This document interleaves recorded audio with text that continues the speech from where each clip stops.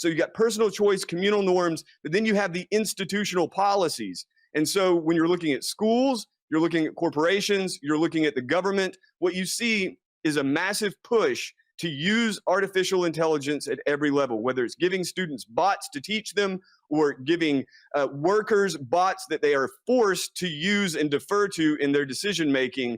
Or in the federal government, what we're seeing more and more is that very thing coupled with the vast the data fusion that you see, for instance, with Palantir fusing identities across different agencies. Now, the fourth, and I think this is probably where we would disagree the most, is the political option. How can you pass laws to slow down, stop, or at least control the development of these technologies? And how do you protect people from the worst outcomes of these technologies? And that political process is messy. That political process is full of corruption and moneyed interest. A lot of what we see, especially with the AI action plan, is being driven by AI accelerationists. And I'm completely against that influence from that camp on the Trump administration. But you have the municipal options, you have the state options, thanks to the repeal of the proposed AI moratorium, at least for now.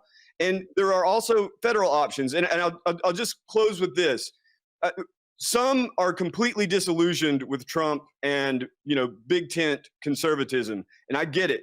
I've never really been a political person, and I'm not enthusiastic about any of this. But I do think Steve Bannon has worked for years to push all sorts of American policies through into the Trump administration. As he describes it, Trump is a vehicle for the heartland. Trump is an instrument, a weapon. And so to the extent Trump could be used against these tech companies, we certainly hope that will happen. Unfortunately, disappointingly, at present, that's not happening. And I think that's a lot of the disillusionment you feel. I'm, again, a fairly apolitical person, but at least this is all I'm going to speak for Steve Bannon. But Steve Bannon is confident that he can, in fact, put that influence on Trump and the administration to perhaps divert this in another direction. As I say, right now, not looking good. Thanks so much, Joe. And I think a lot of your analysis is spot on. I agree with you 100%. The area that we disagree is the area that involves Donald Trump. Remember that gold can act like insurance for your money because its price tends to rise as the dollar's purchasing power falls. So as inflation becomes more and more unbearable, if you are investing in and purchasing physical gold and silver, this acts as a hedge to that, right? And so as that dollar value declines, your gold, your silver is increasing. And we're looking at gold breaking that 4,000 mark that was also reported recently.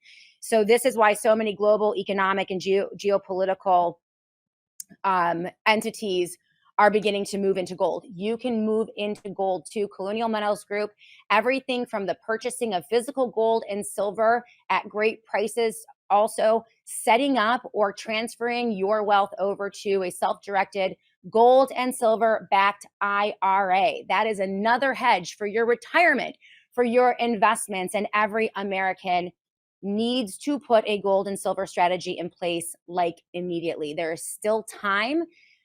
This is not going to go away, this problem. It's very evident with the big betrayal bill. It is time for you to begin to protect your family, your wealth, your retirement. The folks over at Colonial Metals Group are standing by. They are ready to talk to all of you in the Joy audience. They love this audience. They've taken great care of me. It's the only company that I trust, and they will take great care of you as well. colonialmetalsgroup.com/joy. That is colonialmetalsgroup.com/joy. Go there right now today. See if you qualify for up to $7,500 in free silver.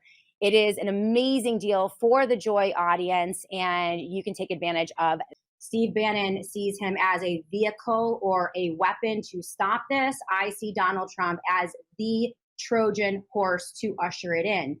And the longer we give Donald Trump rope and time and hope and prayers that he's somehow going to wake up and figure this out, and disentangle himself from the likes of Lutnick and Thiel and Vance and Musk, I think is a pipe dream. I think we have 10 years of history looking at Donald Trump in terms of promises that are broken and never, ever, ever made good on. We also see the entrance of some of the worst totalitarian dystopian policies that we've seen in the history of this country.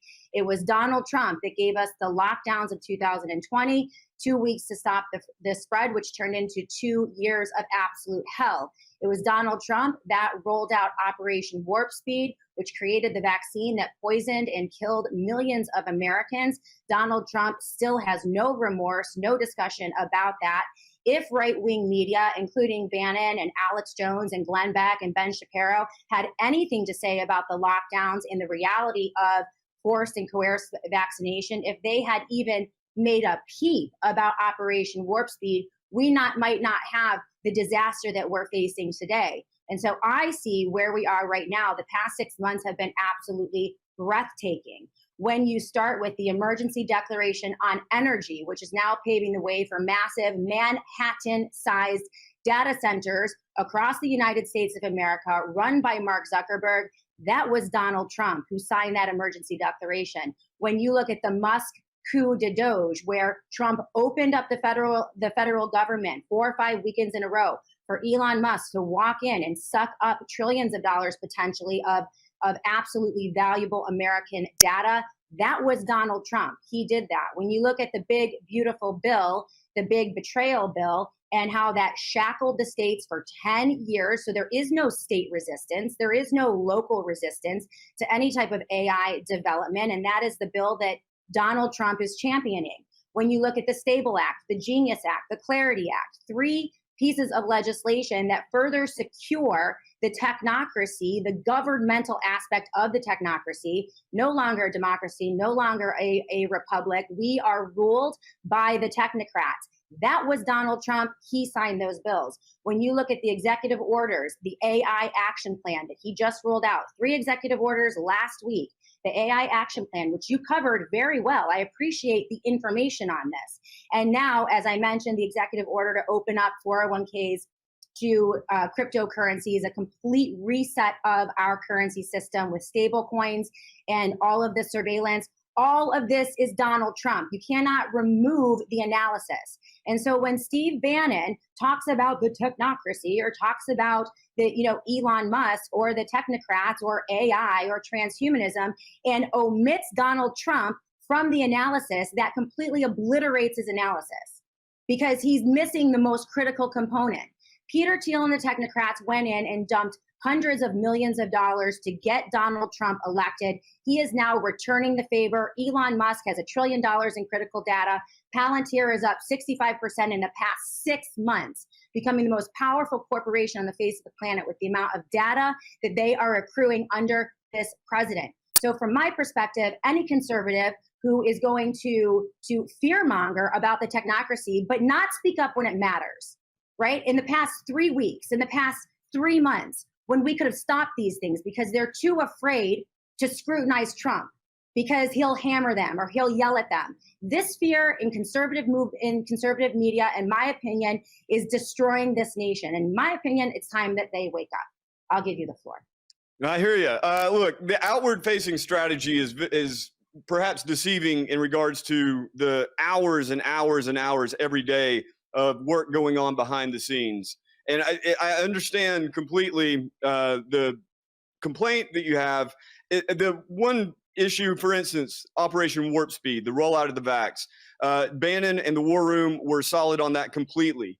You look at, say, the presence of Naomi Wolf. Naomi Wolf, very much a liberal, very much a Democrat, very much in disagreement with so many different areas and topics with Steve. And yet Steve brings her on consistently and keeps her on because the War Room is a carousel of a lot of different views. Like, I love Naomi. I love Steve. But if you're omitting Trump from culpability of poisoning and killing millions of Americans, and we're playing this game, well, we're going to wait. We're going to trust the plan. He's playing five Well, dimensional. we are not plan trusters. I am certainly no plan Neither truster. am I. In fact, if I can give you any sort of insight as to how this is all moving forward, there's not even a whole lot of little p plans. So it's fairly chaotic. I'll say this as well, as far as the possibility of veering this, because if you look at if you want to completely disconnect from these systems, right? You want to be completely outside of them and not participate, not give them power, not give them energy, and certainly not give them praise. I mean, it really, realistically, we're talking about like a mass rejection of these technologies, which I personally would be fine with. If you and I could today call for millions or tens of millions or 100 million Americans to break their smartphones, to never log on to X ever again, never go to Rumble ever again, to consume their media in the old-fashioned way, I honestly think it would probably be a better world. But at the present, this is not realistic. You're kind of stuck inside these systems. We have 3.5 years. We have 3.5 years left of the Trump administration. If there's any hope at all to steer Trump in the direction towards humanity and away from the machine, we're going to take it as long as possible. How on earth do you plan to steer Trump away from this when he is completely funded by Peter Thiel? His entire presidency is dependent upon the technocrats. And I think there's a big difference between dependency and influence, a tremendous amount of influence. Tremendous. You saw what happened with Musk. You saw how easily Musk was able to slide in with money, with the engine, the kind of mind control engine that is X.com. You saw how his personality is such that he somehow, even with all his weirdness, was able to basically hypnotize a vast, vast majority of the MAGA movement and the conservative movement. Not everyone, absolutely not everyone, but for a moment, it was pretty terrifying how easily he could hypnotize them. And yet, Trump and Elon Musk are now absolutely on the outs. It's not some kind of show. I don't believe that for a second. Well, maybe you have some inside baseball. Maybe you have some inside baseball I'm missing out on. But no, that is absolutely a legitimate break.